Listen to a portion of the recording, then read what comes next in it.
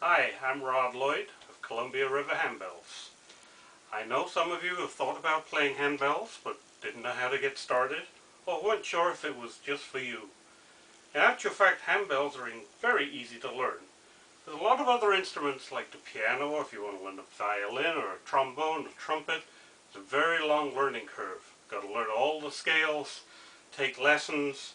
It can be quite time consuming.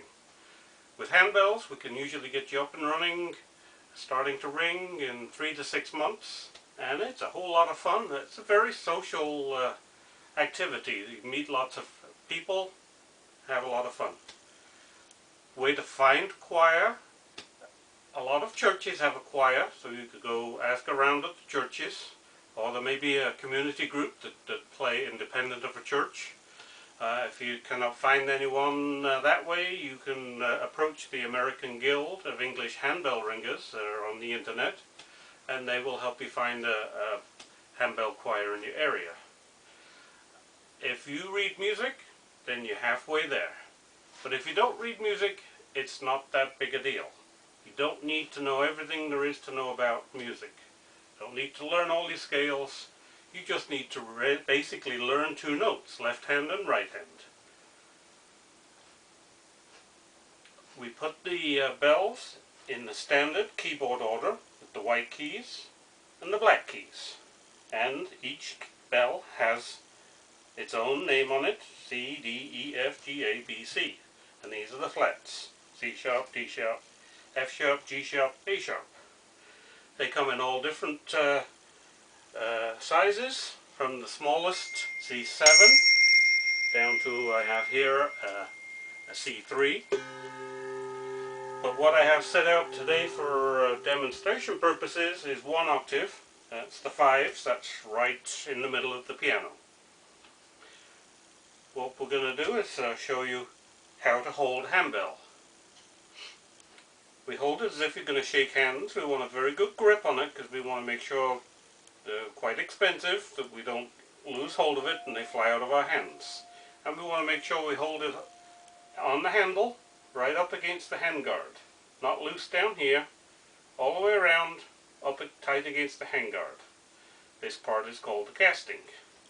I'm going to show you inside the bell, and the best way to show you is this big one. We have the clapper.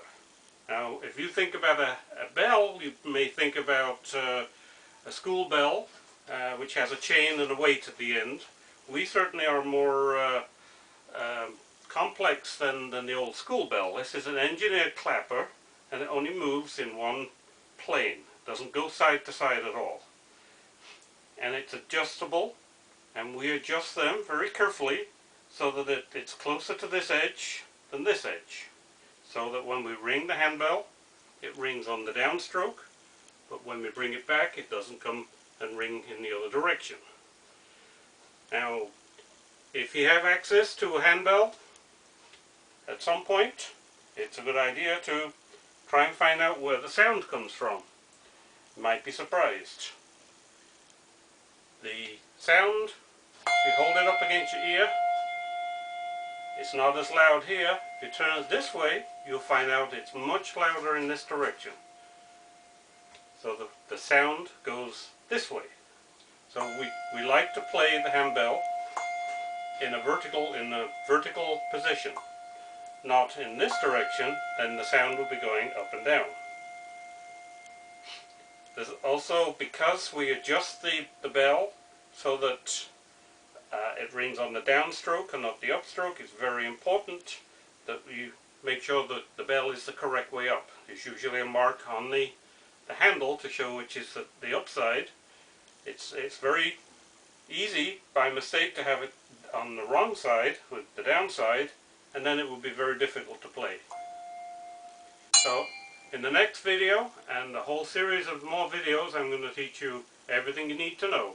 If you're already a handbell ringer, we can make you a better handbell ringer.